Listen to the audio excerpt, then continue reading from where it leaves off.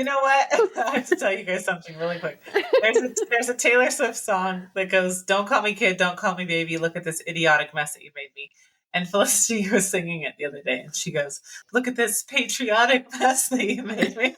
I was like, okay, sure. Yeah, that's fine. Oh my gosh. That's so That's cute. hilarious. Anyways, we're patriots in this household. Patriotic messes. All of us. Okay, here we go. Okay. Welcome to Love on the Pod, a podcast about all the cheesy, romantic TV movies we adore. I'm Sherry. I'm Danny. And I'm Jessica. And we're a little slow this morning, but we're going to roll with it. Okay. Good morning to you. It's still dark out. Yeah, and I had to get up earlier when we're actually interviewing somebody, so I'm not half asleep. I am Oh, yeah. Uh-huh. going to interview you now. Wait, who are you? First, name. And your date of birth. Although, when we do our first interview, Jess, you're going to be in town. Right? You're going to, so we can do it a little later. Yeah. Yeah. We can do it. Wait, do we have a date for that? Yeah, January 9th. I didn't even think about that. Yeah, I will be in town. Yeah. So we'll have to figure out our setup. Let me write that down. It's our normal recording day. Yeah. And time. Okay. Weird. I hate it when my phone updates automatically overnight, and then the next morning I'm like, my phone looks weird. Yeah. Okay, normal. Well, today we're doing a date roundup and time. episode, Okay. and we are going to shine a spotlight on Melissa Joan Hart because we love her and she's awesome. We're going to talk about 3 different movies that she's done and talk a little bit about her career. So we're going to dive right in. She's done many movies and series, most notably Sabrina the Teenage Witch, Clarissa Explains It All, and Melissa and Joey. Fans of all of those shows. Show.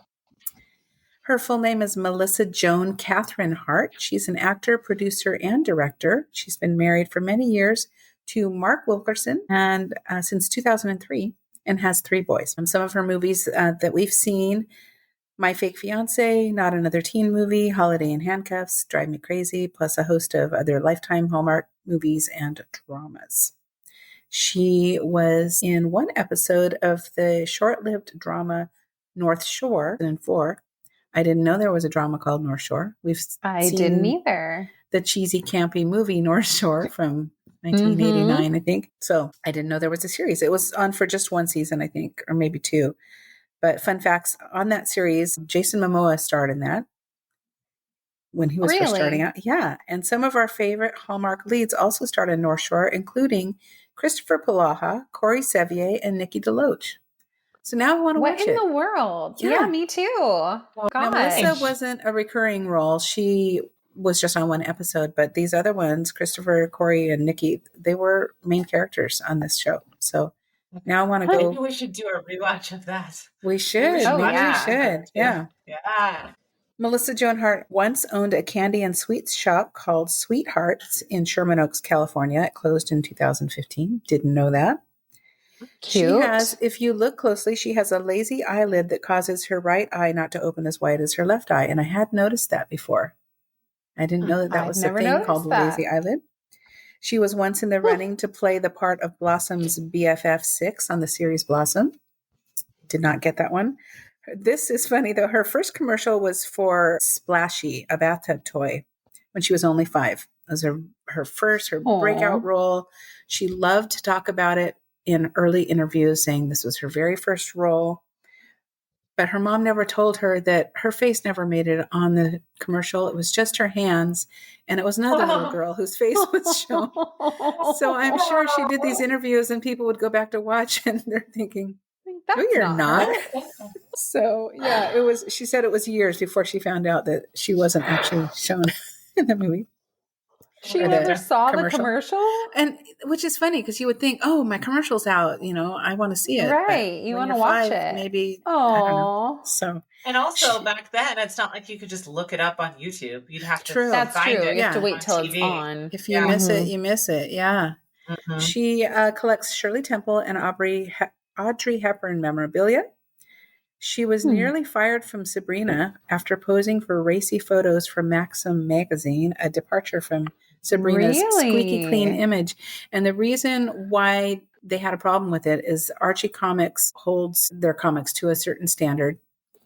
And they were trying to hold her in breach of contract because of the tagline on the magazine said, Sabrina, your favorite witch without a stitch. And she wasn't naked. She was like bikini clad. But she fought it because she had no control over what they were going to print on the cover. And so they dropped it.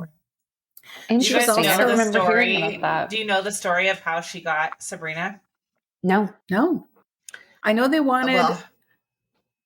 Was it Sabrina? They wanted a dark-haired character, I believe. Oh, did they?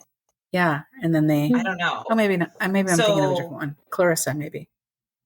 Oh, maybe. So her mom actually wanted the rights to Sabrina because her mom's a producer. And so she went to Archie Comics and she bought the rights to Sabrina for $1. And then they made a movie and then they pitched it to the network and turned it into a series. Really? Have you guys seen the movie? No, I have not. It's terrible. It's terrible. The ants are not the same. Yeah, and I think that's why I don't like it because I am a big fan of Aunt Hilda and Aunt Zelda in there. And I think it is even still Aunt Hilda and Aunt Zelda, but it's just they're different actresses. And I want Caroline Ray and Beth Broderick. Yes. So that was hard for me because I watched it after I had watched the series religiously when it was actually on. Yes. We would always watch it. I loved that show. Yeah. Sabrina and Harvey forever. Yes. I loved that show. But yeah, the movie is pretty bad, but you should still watch it. I didn't even know there was one. Yeah. Oh, there's more than one? Yeah. Oh, okay. They made some like after the series had already started, right? Oh, With the I guess I did know that. Characters. Yeah. Right. Like Sabrina Down Under or something. Yeah.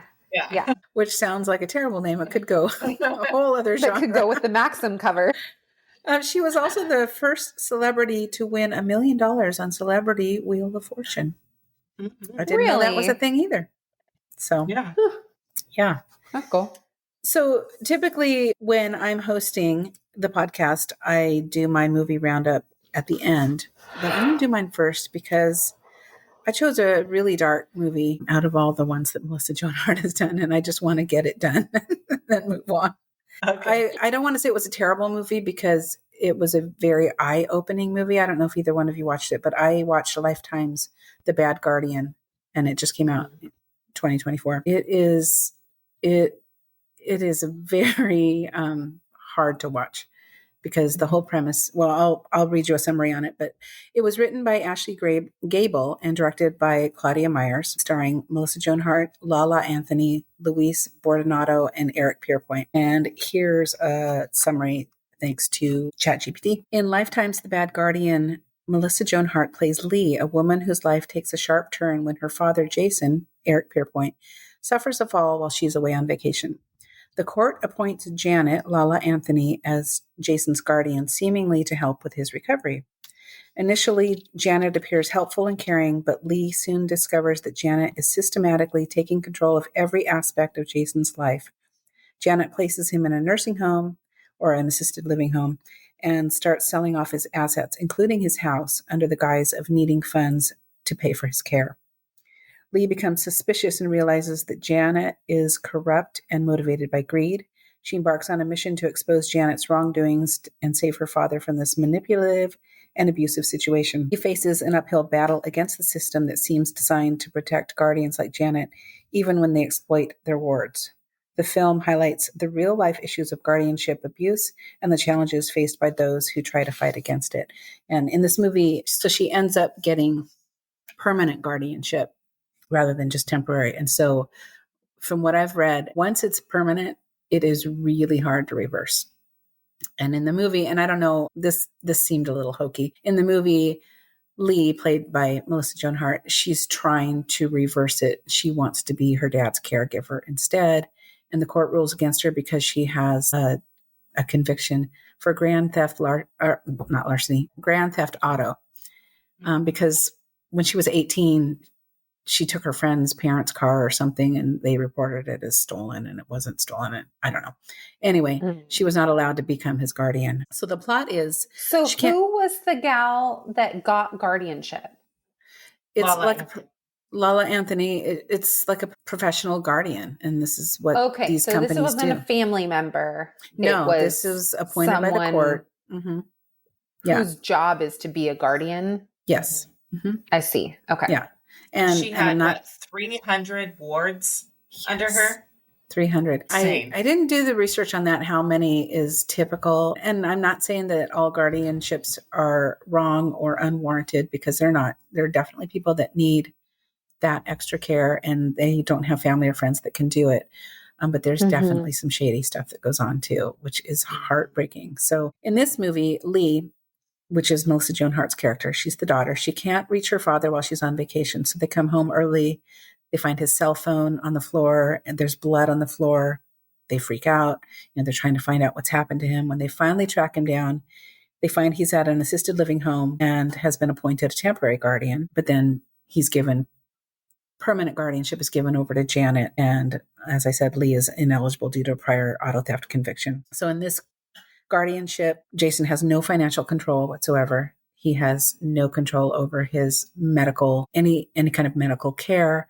He can't choose where he wants to live. He just wants to go home. Meanwhile, his assets are being sold off. His house is being sold. Everything inside is being sold. And Janet threatens to keep the families from seeing their loved ones if they start to interfere. She takes control of all his medical decisions, including medications and what doctors he's going to see and whether he should have a certain kind of treatment and what's going to be the cheaper treatment. And that's her motivating factor. Not the best care, but the cheapest care.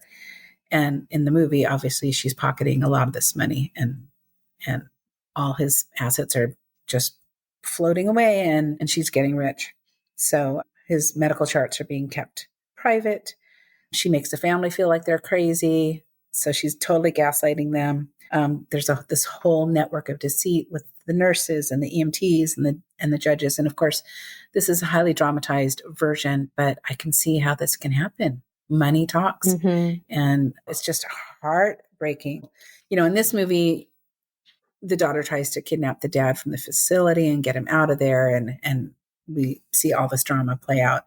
And people end up dead because it's a Lifetime movie. You know, anybody that's trying to shine a light on what's happening turns up either having accidents or dying. But oh my gosh, I was just getting so angry watching this movie and this dad falling deeper and deeper into poor health because he's not getting the proper treatment and he just wants to get out of there. And it's really sad. And so I did a little deep dive on the reality of it. And 70% of assisted living communities are for profit, which is not necessarily a bad thing, but it opens the door to this kind of shady behavior. And where is this money going? And why is it for profit? An estimated 1.2 million adults are in guardianships in the U.S. with an estimated $50 billion in assets.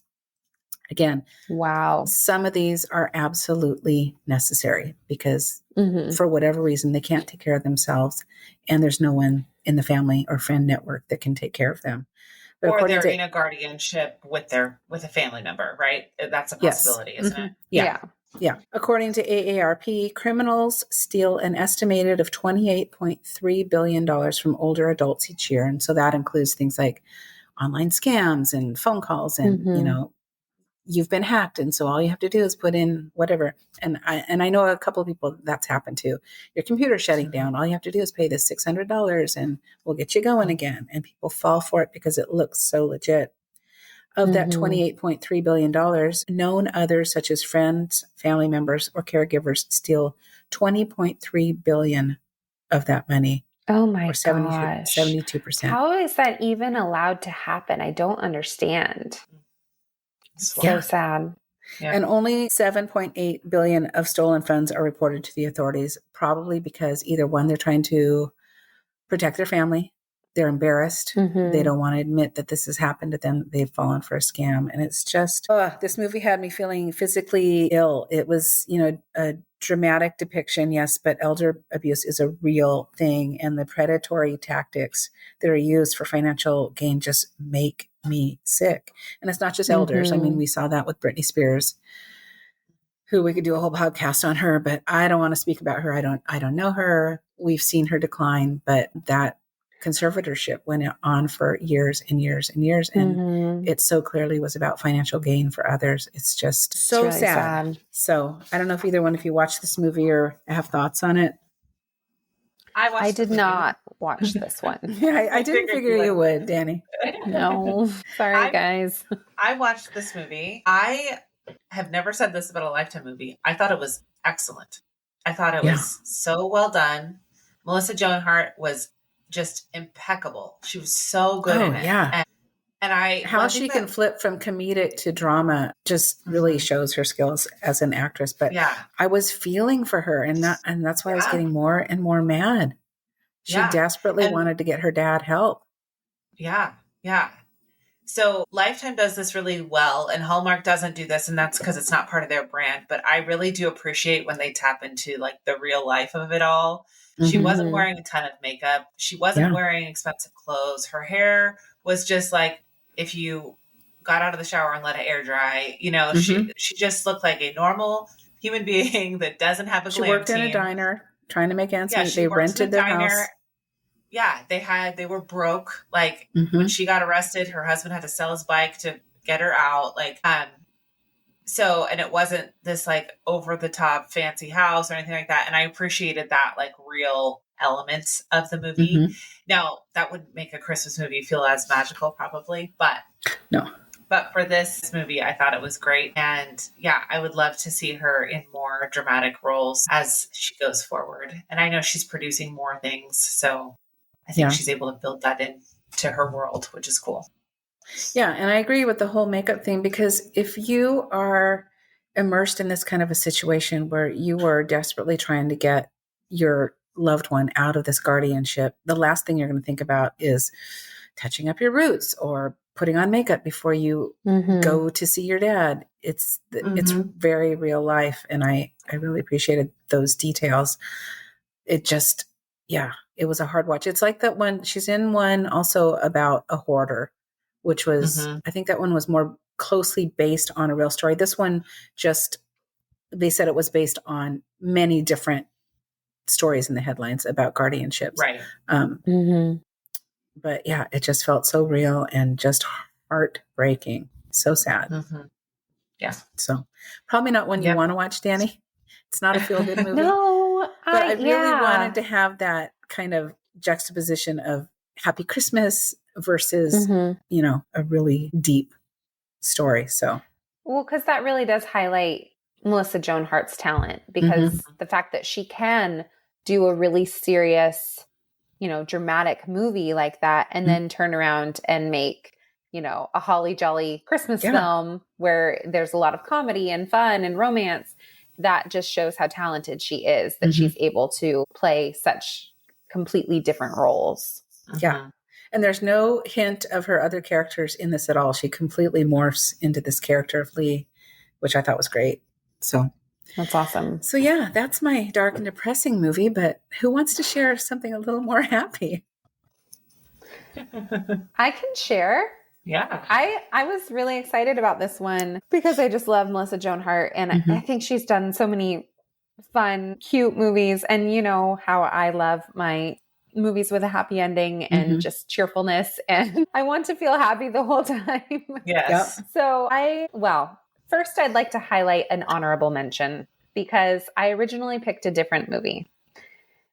And I just couldn't. I watched the movie and then I was like, immediately, I need to pick a different movie. But I couldn't not talk about it. So really quickly, I originally chose Mistletoe in Montana because it's one that I had not yet seen. It came out in 2021 on Lifetime. It is a Heartbreak film. So it's part of her production company is Heartbreak Films. And that's who this movie was produced by.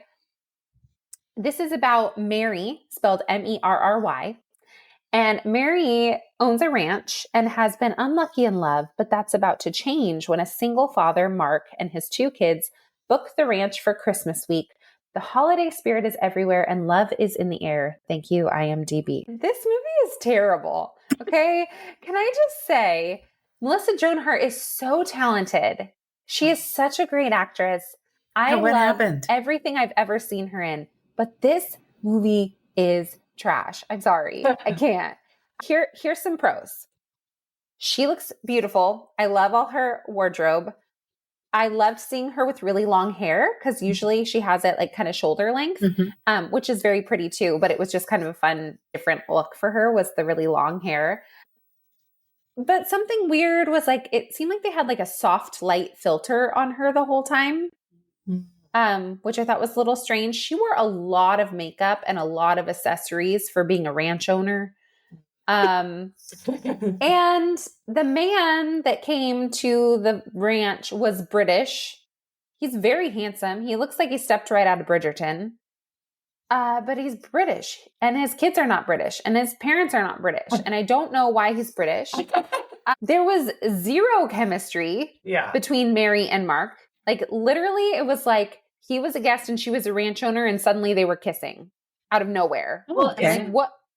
It's Idris Elba, right? Who plays the guy? No. Oh, it's not? It's Dwayne Henry.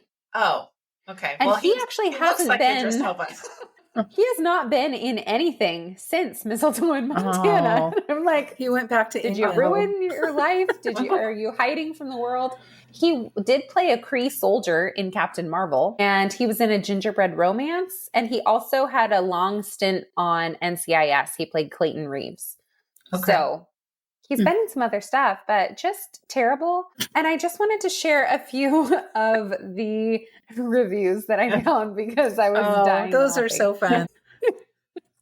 Okay, first one is, have enjoyed Melissa in other Hallmark movies and loved Dwayne in NCIS, but they had absolutely no chemistry in this. It was excruciating, and I couldn't watch until the end. And where was the snow? Because it was Mistletoe in Montana, and there was no snow.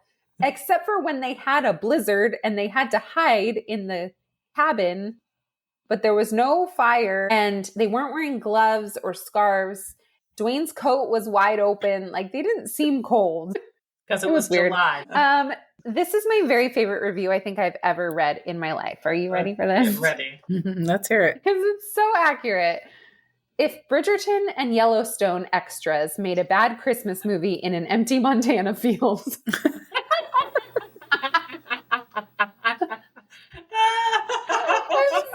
I was like, that is exactly what this movie is. It is Bridgerton and Yellowstone extras making a bad Christmas movie, like on their break or something. I don't know. Okay, there's a couple more.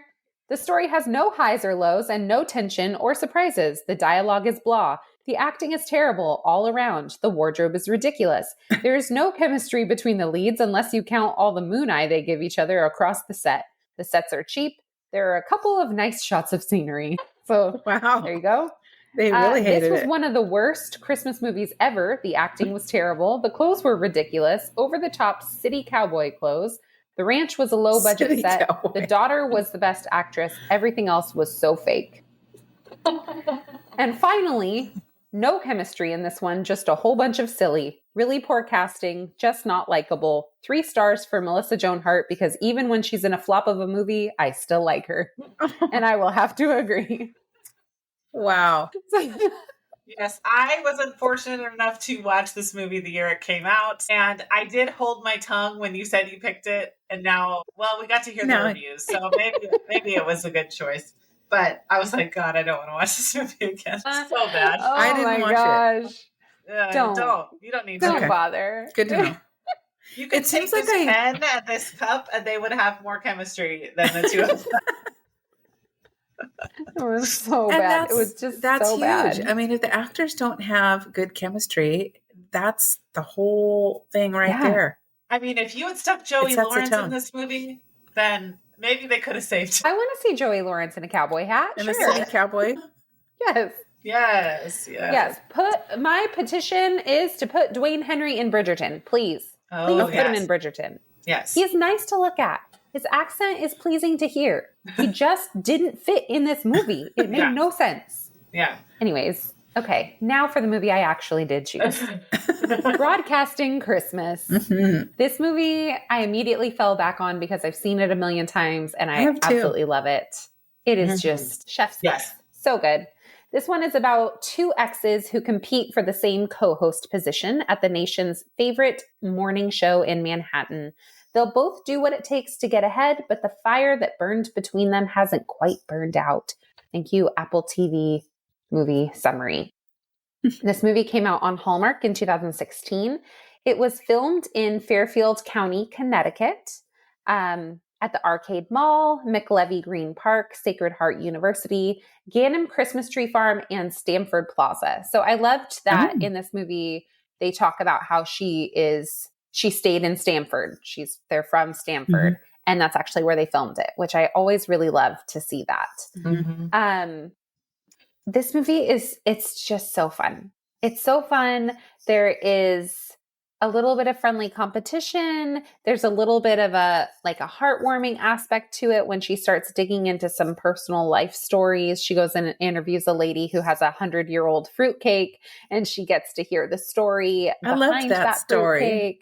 Fruitcake. So good. It's just a really fun movie. I watched it with my girls and they loved it too. There's the romance in there. There is a smaller role that's played by Jackie Harry. She plays Veronica Daniels, and we know her from Sister Sister. She played Lisa Landry.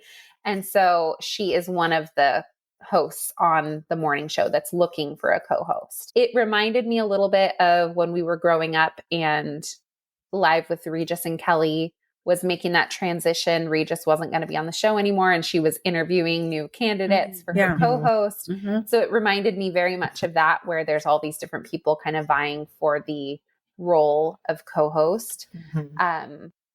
So we have Charlie, who's played by Dean Cain, and he is a big network news guy, and he's up for the role. And then we also have Emily, who's played by Melissa Joan Hart, and she is not initially someone that they're looking at for the co-host position. She has a friend who's in the production team, and she tells her, they're really only looking at names for this, like big names.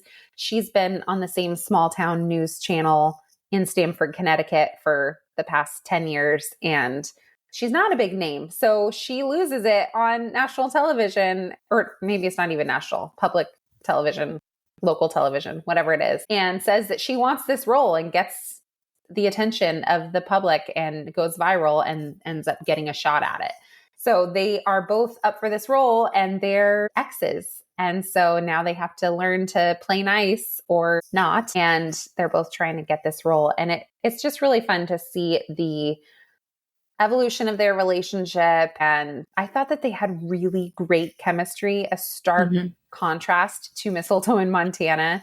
I believed their relationship. I really enjoy Dean Cain. I think he's great. So yeah, I don't know if you guys watched this one. I think you both have seen it before. I've seen this several times. Yeah. I love this movie. I love the story of the 100-year-old fruitcake and the lady telling her story and how she's passionate about it. And they open it up and it just reeks like rum. It's so gross looking. It's definitely the era. The story first. It's the era of the statement necklace, these giant necklaces that we all used to wear. I kind of miss that. But I agree. I think they had great chemistry too. I loved seeing them together, Dean Cain and Melissa Joan Hart. It's just a fun movie. Yeah. I watch it anytime I see that it's on. Yeah, I think they've done a couple movies together and they are great together. I love them. What is he doing now? Is he still acting? I don't think I've seen anything. I just looked it up, and he did a movie this year called Letters at Christmas, but based on the cover, I'm scared to watch it. Oh, now I need to look it up. Look it up and look at it looks fairly low budget. Well, he was in The Case for Christmas. Yes. And then he also was in God's Not Dead. Oh, this looks like they took pictures of people and dogs and mashed them togeter. Like, this is not a real photo. No, it's not. Yeah. I'm like, now I kind of want to watch it, but also not. Maybe I will. We'll see. I am nervous about this one. I'm going to watch it. Amidst a renovation of an old hotel, a divorcing couple's marriage gets a chance when their kids find love letters from the past. Saving their parents' marriage before a developer buys the hotel becomes the siblings' mission. Okay, that actually sounds cute. Yeah. But I'm silently watching a preview and it looks disappointing. Even without the sound. That's pretty With telling. no sound, I can already tell. Okay. Well, okay, I do have a question though. A mini one for Instagram on that movie. Somebody. Oh, good idea. Yes, there you go. Yes, we should. I had a question for you guys because I was reading some reviews on this movie as well. And it's so interesting because sometimes the reviews really are not what I would agree with. Mm-hmm. But it was interesting reading all the ones from Mistletoe in Montana. I'm like, yep. Mm-hmm. And then all the reviews on Broadcasting Christmas, they were great. People loved this movie. Yeah. But there was one review that said, I'm not sure what it is about him, but I didn't find Dean Cain's character to be likable at all. I'm sure he's a very nice guy, but I think that in this movie, he's almost too nice. The fake kind of nice. I agree with the previous reviewer, Melissa, and the Christmas season is the bright spot in the film. Maybe if she had a co-star like Brennan Elliott, it would have been a better movie. So I have to disagree with her. I think Dean Cain was great, but I wanted to pose the question, do you think Brennan Elliott would have been a better choice in this role? No, I'm not a fan of Brennan Elliott. I don't know what it is. Oh, okay. He's the one that seems more like he's trying to be nice, but he's really kind of skeezy. But he's really secretly a bad guy. Yeah. I was going to say, don't come for me, but he's not in my top 10. Not your fave? No. I admittedly had to Google him after I read that because I couldn't remember who he was. And then I realized he's in The Gift of Peace, which is one of my favorite Hallmark movies that's come out in the recent years. It's so good. But aside from that, I couldn't really find any movies that I really loved him in. Yeah. Sorry, Brennan. I know I've seen him in tons of movies, but if I were to he does all the crossword mysteries and the flower shop mysteries. Yes. Mm-hmm. If I were to pick a leading guy, he wouldn't be my top go-to. No. But if I was offered a role opposite him, I would say yes. Yes, I would say sure. Yeah, absolutely. Sure. Mm-hmm. But surely I won't be now that I've said that. I don't like him unless he's going to put me in a movie.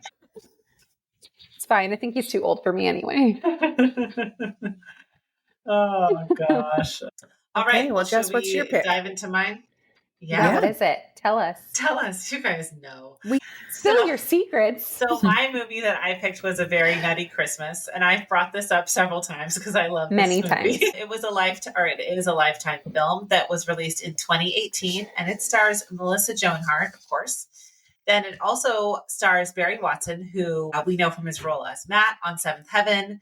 This is not his first movie with Joan Hart. He also did SantaCon with her in 2014, but he has not acted since 2022, or he has no IMDb credits at least. And he's married to Natalie Wood's daughter, which I also think is just an interesting little tidbit. Then those are the main characters, but I do consider this a kind of an ensemble cast movie because the two people who work at the bakery are a large part of the film. Oh my gosh, they're so cute.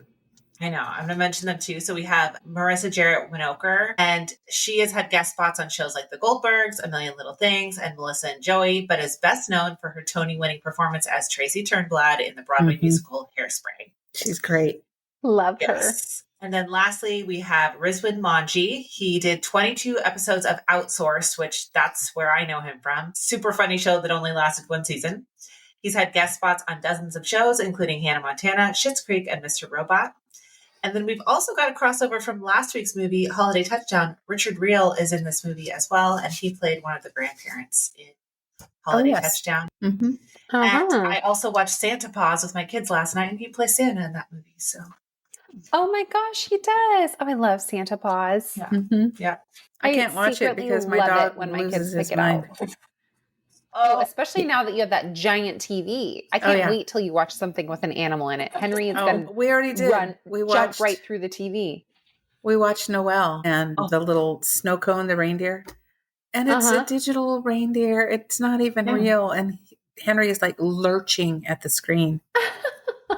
Yeah. He's a special dog. stinking love that movie, and I know it did not do well. People did not like that movie, and I love that movie. Love it. Yeah. I thought it was so good. It flopped for Disney. And Felicity's like, do you think they're going to make a second one? I said, no, I don't think. Well, especially because the two of them are broken up now, so that might be awkward. Who? Anna Kendrick and Bill Hader. Oh, I didn't know that they were together. Oh, that's Did right. they play brother and sister? I think they got together after that movie, I think. Oh, okay. I'm like, that's a little weird. Okay. Sister chemistry. Okay, so a little synopsis of this movie. A hardworking bakery owner, Kate Holliday, played by Melissa Joan Hart, has more cookie orders than she has time to fill this holiday season. And when her boyfriend suddenly breaks up with her, any shred of Christmas joy she was hanging on to immediately disappears. This movie was filmed in Mystic and Centerbrook, Connecticut. Melissa is from Connecticut, so I'm assuming that's why she films there a lot. And a lot of it was filmed in the old Mystic Village, which if you get a chance to look it up, it looks so cute and fun. It's like an open air shopping center. This is the first time a movie was ever filmed here. They filmed outside, but also at the Jealous Monk and Lee and Company. And then in another area of town, they filmed at the Savor Bakery. So that's the synopsis and the little info about this movie. I do have a review and why I like this film to share, but I would love to hear your guys' thoughts first. Okay, you have brought this movie up so many times, and every time you do, I'm like, I want to watch that movie, and I always forget. So I'm really glad you picked it this week because it gave me that push to finally watch it. Mm-hmm. I loved this movie. It was so good. I absolutely loved it. It reminded me a little bit of my favorite, The Night Before Christmas, with the comedy of the way that the Nutcracker like interacts with the world in contrast to Hot Frosty when the snowman comes alive and I hated him. I loved the Nutcracker. I loved him. I thought it was just so dang cute. How I somehow believed that they were in love or they were going to be in love. Like he's a nutcracker, but I was into it. I loved it. I won't give it away, but I loved the ending, the little twist at the end, how that all turned out. I thought that was really, really sweet.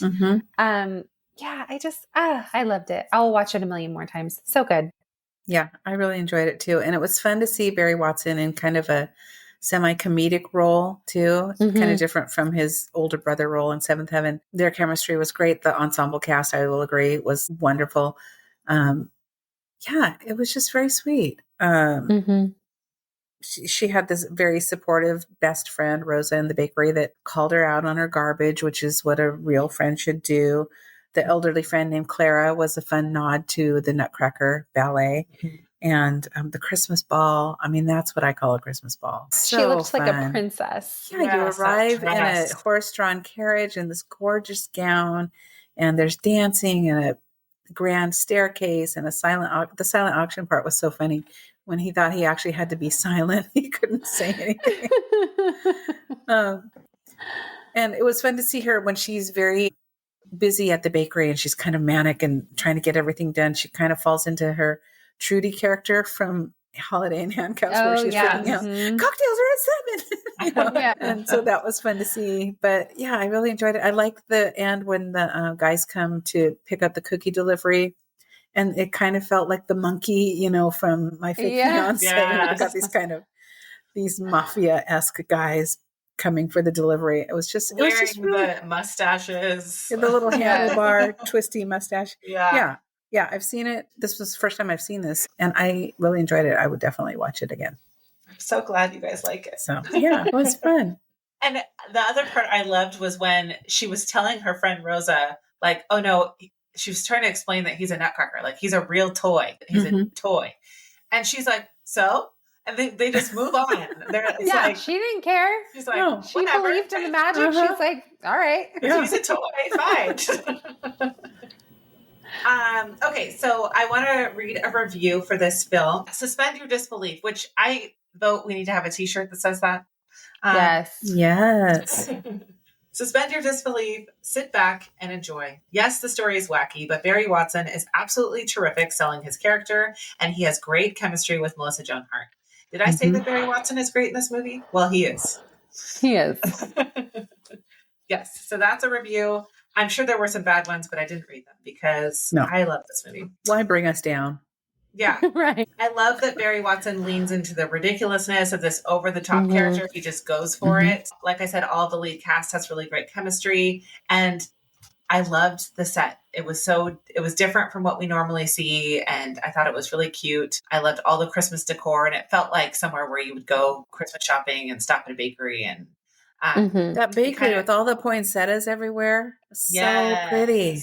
Yes. And it looked like a house turned bakery, which kind of reminded me of a lot of the shops like downtown Gig Harbor or, a lot of like sweet little waterfront towns like that where many of the shops used to be houses or look like houses. I love that look. Yep. It's very charming. Absolutely. Yes. So this is at least the third time I've seen this. I would definitely watch it. Again. So fun. So that was our Melissa Joan Hart roundup. That was a fun little mini episode. Jessica, you want to share what's coming up next week? Yeah. So next week we are talking about The Lost Valentine, which is a movie that I have seen before. It is not new. It is an older movie. It has the Betty White one. Oh, I love that movie. Betty White and Jennifer Love Hewitt are in it. Have you both seen it already? I've never seen it. No. Okay. So it is. Oh, I shouldn't have given it away. We want to get your authentic thoughts. So I mean, Betty White. So yeah, she can do no wrong. Yeah. So I chose this movie because we're getting into the Valentine's Day season. We want to talk about love more, and we're not in Christmas anymore. So we're doing a Valentine movie, and I'm sure by the time this episode is published, the Valentine roster will be announced. So we'll add some of those newer movies in there. But I think this movie deserves a spot on our podcast feed. So we're going to talk about that next week. Definitely. All right. Sounds good. Okay. I'm excited to see it. Sounds like you guys really like it. So we'll see how it goes. Mean, maybe. You guys have a favorite Melissa Joan Hart movie? Holiday in Handcuffs. I love. Holiday in Handcuffs. 100%. Yeah. I think me too. Although a Nutty Christmas, Very Nutty Christmas is a close second. I really liked it. Yeah. A Very Merry Toy Store is a good one too. I love that one. Oh, I almost watched that this week. Yeah, I can't remember. I think I may have seen that one. Is it like rivaling toy stores? I think so. It's Mario Lopez. Oh yeah, I think I saw that one a couple years ago. Yeah, and she's done. I think they've done 3 or 4 Christmas movies. They're together. So great together. They have great chemistry together. Yeah. So, well, thank you for joining us on this little roundup episode featuring Melissa Joan Hart. Be sure to follow us on Instagram at Love on the Pod and share your episode thoughts or ideas by emailing us at loveonthepod.com. Plus, you can text us with future movie recommendations using the link in our show notes. If you love this episode and want to hear more, please subscribe to the podcast. Tell your friends. We drop episodes weekly.